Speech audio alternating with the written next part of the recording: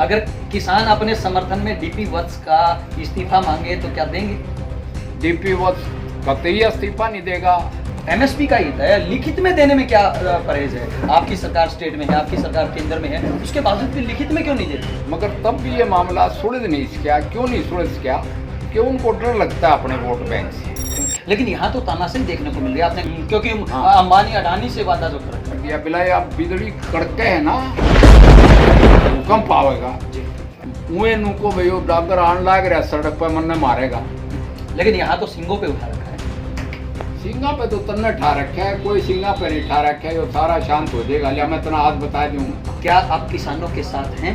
मैं मानस भी बीजेपी का हूँ। आपकी सरकार है, स्टेट में भी है और केंद्र में भी है, आप लेके आइए पानी, किसने रोका है? अगर आपकी किसानों की मांग पूरी नहीं होती है, सरकार पूरी नहीं करती है, तो क्या आप किसानों के साथ कंधे से कंधा मिला के खड़े होंगे, उनके आंदोलन में शामिल होंगे?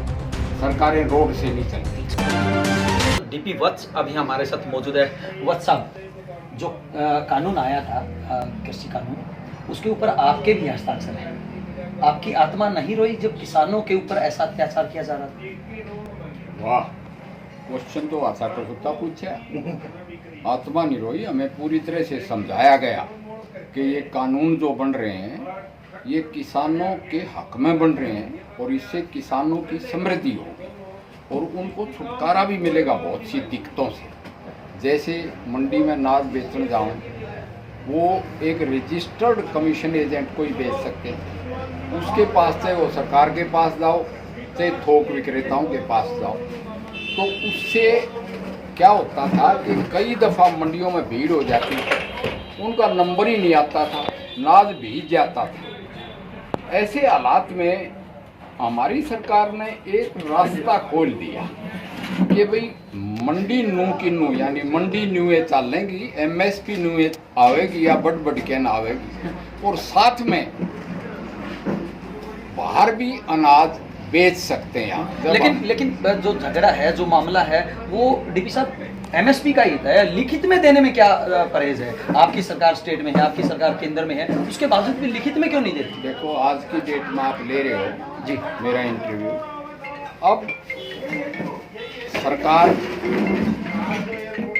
बातचीत कर रही है किसानों से और उसमें कई एश्योरेंस दी गई है कि भाई आपका पेटा भराने एमएसपी के बारे में, वो चाहे लिखित में हो चाहे संशोधन हो।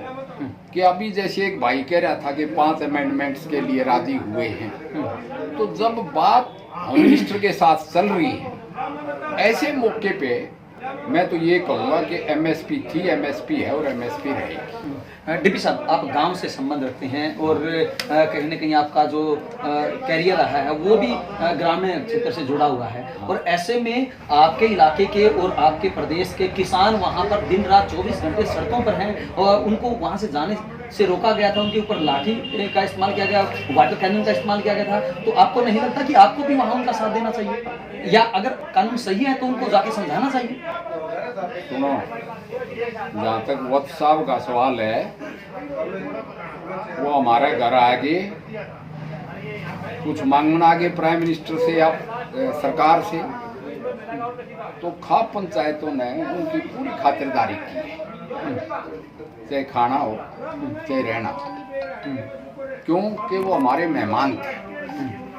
साथ में हमने इतना जरूर किया है कि भाई हम भी थारे छोटे भाई साहब, सन 66 में अलग हुए हैं पंजाब से, और हमारा पानी बह के सारा पाकिस्तान में जा रहा है या थारे बाढ़ जा रहा है जी। सुप्रीम कोर्ट ने भी हमारे को पानी दे दिया हरियाणा को जी। उसको प्रेस्टीज इशू ना बना के हमारी नहर आंट दी, असेंबली में बिल भी पास करके एक्ट बना लिया। तो एक भाई भाई न्यारे न्यारे हों तो इतनी ज्यादती नहीं होनी चाहिए। हम यूँ कहते हैं कि इसको सरकार नहीं सुलझा सकी। तो देवीलाल भी रह लिए, बंसीलाल भी रह लिए, भदनलाल जी भी रह लिए, चौटाला भी रह लिए, भूपेंद्र सिंह हुड्डा भी रह लिए, उधर बादल एंड कंपनी, और उधर ये अपना अमरिंदर भी 2 दफ़ा लिया, 3 दफ़ा, और कई दफ़ा तो भूपेंद्र हुड्डा और अमरिंदर के तो बड़े स्वीट ताल्लुकात हैं, इसी तरह तो देवीलाल परिवार के और बादल के। मगर तब भी ये मामला सुलझ नहीं सका। क्यों नहीं सुलझ सका? कि उनको डर लगता है अपने वोट बैंक से। तो मैं यूँ कहता हूँ कि भाई वहाँ का वोट बैंक तो आया हुआ है, हरियाणा में बैठा है जी। और हरियाणा वालों की हॉस्पिटैलिटी ले रहे हैं जी। और हमारी भी ये तकलीफ है। तो पंचायती तौर पे पंचायतें, भाईचारा पंचायतें या खाप पंचायतें जी। कम से कम उनको जिक्र तो करें भैया हमारे साथ ज्यादती होती आ रही है पिछले 40 साल से। और अनाज तो तब होगा जब पानी लगेगा फसल में। हमारा तो पानी ही है, जीवन रेखा है हरियाणा की पानी। और पानी की तो जहाँ बैठे हैं नारायण में यहाँ भी कमी है। तो ऐसे हालात में मैं ये कहूँगा कि वो तो सरकार, जैसे मैंने कहा कि सरकार तो एक फ्लेक्सिबल यानी कि लचीला रवैया अख्तियार किए हुए हैं। लेकिन यहाँ तो तानाशाही देखने को मिल रही है। आपने कहा कि अत्याचार नहीं होना चाहिए, शोषण नहीं होना चाहिए। पिछले 12-13 दिन से किसान अपने परिवार को छोड़ के, अपने घर बार को छोड़ के दिन रात वहाँ पर अपनी मांग के लिए अड़े हुए हैं। आपको नहीं लगता कि उनकी मांग मान लेनी चाहिए, सरकार को तानाशाही रवैया नहीं अपनाना चाहिए? सरकार ने उनकी मांग में लचीलापन दिखाया तो है। और क्या चाहते हो? 3 एक्ट पास हैं पार्लियामेंट से, प्रेसिडेंट ने साइन कर रखा है, उसको एकदम विड्रा करना सरकार के बस की भी बात नहीं है। क्योंकि हाँ। अंबानी अडानी से वादा जो कर रखा है, अडानी का इससे कोई ताल्लुक नहीं है। मैंने कहा अडानी अंबानी करके वो मैं उस पर कमेंट नहीं करूँगा। इसका ताल्लुक किसान से, इसका ताल्लुक आड़तिये से, इसका ताल्लुक उसके बाद सरकार से है, क्योंकि एमएसपी सरकार देती है। तो इसके बीच में लाके भ्रम पैदा करना, मैं तो कहता हूँ, चोई देवीलाल कहते थे रे बोला हरियाणा का आदमी ना बकाना आसान है और समझाना बहुत मुश्किल है जी। तो मैं कहता हूँ कि भाई मोदी तो गरीब का बेटा है जी। हमारा वोट बैंक किसान है, क्योंकि 70% खेती इस पे आधारित जनसंख्या है जो हमें वोट देती है जी। तो ऐसा काम हमारी पार्टी बिल्कुल नहीं करेगी जो किसान के खिलाफ हो। उसी तरह से उस पर इल्ज़ामात लगाना इस तरह के कि फलाने के बिक गया, धकड़े के बिक गया, न तो इसे गलत काम के लिए देवेंद्र वत्स वोट दे और न मोदी करे ऐसा गलत काम। इतना विश्वास कैसे? आपने अभी पानी का जिक्र किया, हरियाणा के हिस्से का पानी का जिक्र किया। आपको नहीं लगता कि वर्तमान में जो समस्या है उसी का समाधान होना चाहिए? मतलब जिस तरह से देसी कहावत भी है, गोदी वाले को छोड़ के पेट वाले की आस कर रहे हैं। पेट में यदि आओगा जब अनाज पैदा होगा, लेकिन गोदी वाले की समस्या का समाधान होगा तभी पेट वाले। मेरी बात तो सुनेगा। अनाज पैदा होगा यदि वो मंडी में जाओगा, दक्षिणी हरियाणा जाके या बात करके देख तू, जो थोड़े तो काल पड़े वहाँ तो पीने भी पानी की, और इनका पानी पाकिस्तान में बह के जान लग रहा, या बाढ़ में लुधियाना और जालंधर करीब करीब डूबते हैं। डीपी साहब, आपको किसी ने रोक रखा है? आपकी सरकार है, स्टेट में भी है और केंद्र में भी है, आप लेके आइए पानी। किसने रोका आपको? ये वही तो कोशिश है, पानी लेके आने की तो कोशिश है। पहले भाईचारे को पंचायती तौर से मनाएंगे हम, वो भी पंजाब भी हमारा भाईचारा है, उसको पंचायती तौर से मनाएंगे। और इसी तरह सरकार फ्लेक्सिबिलिटी दिखा रही है कि भी जो आप डिमांड लेके आगे हम थामने सूखे नहीं भेजू चावा, हम प्रावण का आदर मान करते हैं, जो आतिथ्य देवो भव है।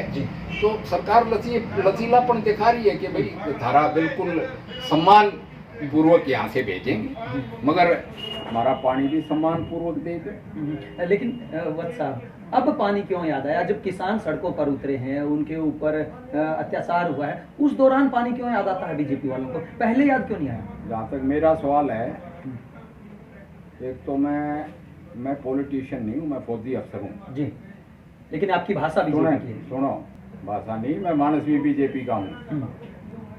भाषा नहीं बदलिया करता मैं। अभी आप कह रहे थे कि मैं पॉलिटिकल आदमी नहीं। हाँ, मैंने सारे पंजाब के MP central hall of parliament में इकट्ठे करे जी, और मैंने यूँ कहा कि देखो ये पानी की ऐसी समस्या है, ये दोनों स्टेट का एक इश्यू बना हुआ है प्रेस्टीज का जी। तो हम बतौर छोटा भाई या खाप पंचायतें, आपकी खाप पंचायतें यानी आपके सिद्धू ब्राड हैं, हमारे भी हरियाणा में ब्राड हैं, आपके ढिल्लो हैं, हमारे भी ढिल्लो हैं, आपके संधू हैं, हमारे भी हैं, सारे खाप मिलती हैं जी।